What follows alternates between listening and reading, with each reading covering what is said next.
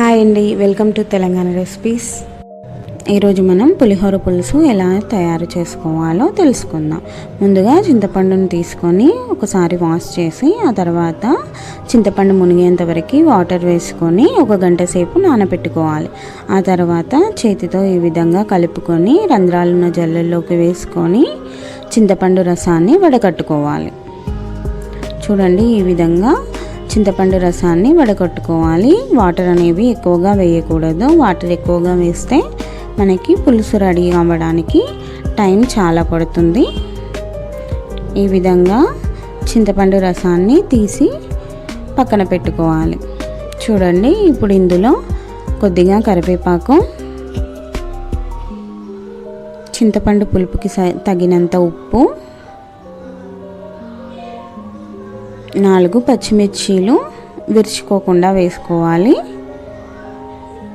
ఇప్పుడు ఇందులోకి మిరియాల పొడి వేసుకుంటున్నాను. మిరియాలు కూడా వేసుకోవచ్చు, కానీ అవి పంట కిందకు వస్తూ ఉంటాయి కదా, అందుకని మిరియాల పొడి చేసి వేసాను. ఇప్పుడు ఇందులో కొద్దిగా పసుపు,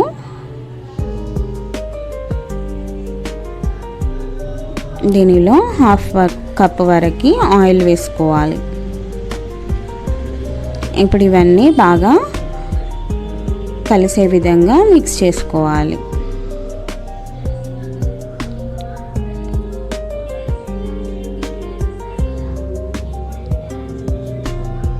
చూడండి, ఈ విధంగా బాగా కలుపుకున్న తర్వాత దాన్ని స్టవ్ వెలిగించి స్టవ్ పైన పెట్టి బాగా మరగనివ్వాలి.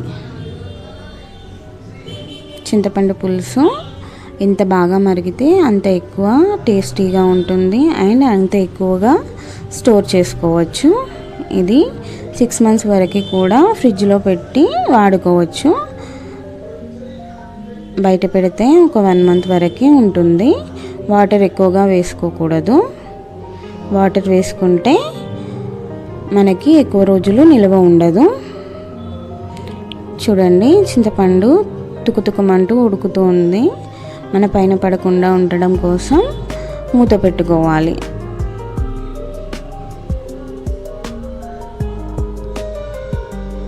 చూడండి, మూత తీసాను. మధ్య మధ్యలో కలుపుతూ ఉండాలి. పులుసు అనేది కనీసం 20 నిమిషాల పాటైనా ఉడికించుకోవాలి. ఈ చింతపండు పులుసుని ఎంత బాగా ఉడికిస్తే అంత ఎక్కువ రోజులు నిల్వ ఉంటుంది. చూడండి, మనకి సైడ్కి ఆయిల్ తేలుతూ ఉంది. మనకి పులుసు కూడా చిక్కపడింది. ఇప్పుడు స్టవ్ ఆఫ్ చేసి దీన్ని దించి పక్కన పెట్టుకోవాలి. తర్వాత ప్యాన్ పెట్టుకొని పల్లీలు, ధనియాలు, కొద్దిగా మినపప్పు, కొద్దిగా మెంతులు,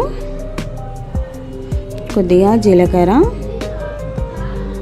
ఆవాలు వేసుకొని వీటన్నింటినీ బాగా ఫ్రై చేసుకోవాలి.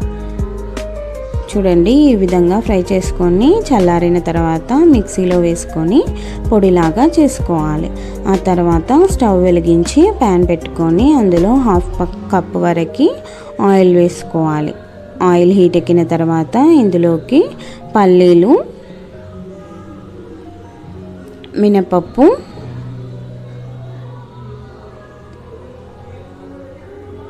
శనగపప్పు వేసుకొని ఫ్రై చేసుకోవాలి.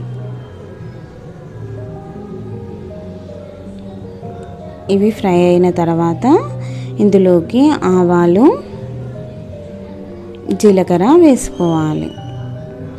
ముందుగా ఆవాలు జీలకర్ర వేస్తే మాడిపోతాయి కదా, అందుకని చివరగా వేసాను.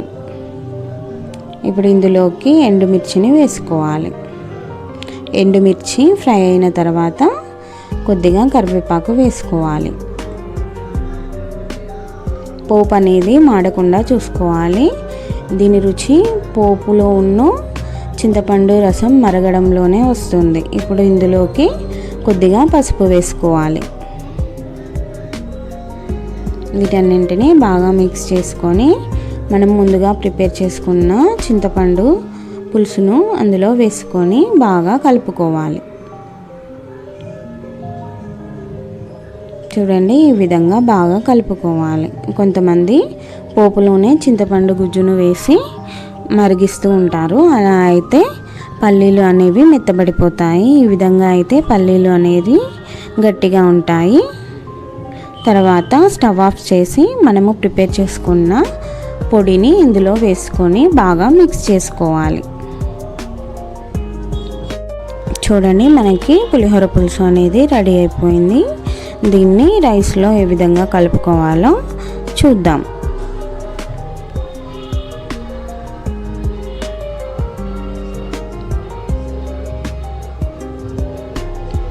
ఒక గిన్నె తీసుకొని అందులో 1 కప్పు రైస్ వేసుకొని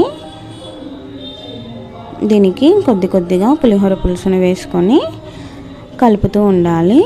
ముందుగా వైట్ రైస్లోకి కొద్దిగా పసుపు, నూనె కూడా యాడ్ చేస్తూ ఉంటారు కలర్ కోసం. కానీ నాకు కలర్ సరిపోతుందని నేను వేయలేదు. చూడండి, ఇప్పుడు కొద్దిగా పులిహోర పులుసు అనేది యాడ్ చేశాను. ఇప్పుడు దీన్ని బాగా మిక్స్ చేసుకోవాలి.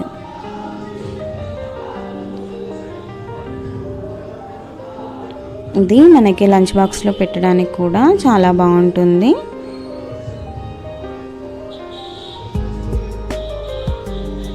చూడండి, ఈ విధంగా రైస్లో మొత్తం కలిసే విధంగా కలుపుకోవాలి.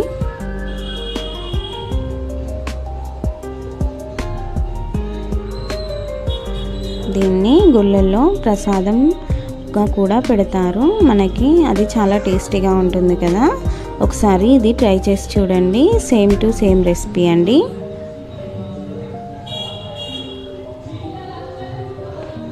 చూడండి, మనకి పులిహోర అన్నం రెడీ అయిపోయింది.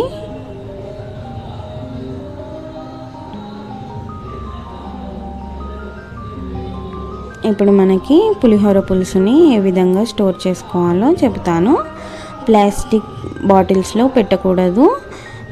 ఈ విధంగా సీసము, గాజు వాటిలలో మనము దీన్ని స్టోర్ చేసుకోవాలి. చూడండి, పైన ఆయిల్ ఏ విధంగా కనిపిస్తుందో ఈ విధంగా ఉండాలి, లేదంటే పులిహోర పులుసు ఖరాబ్ అయిపోతుంది.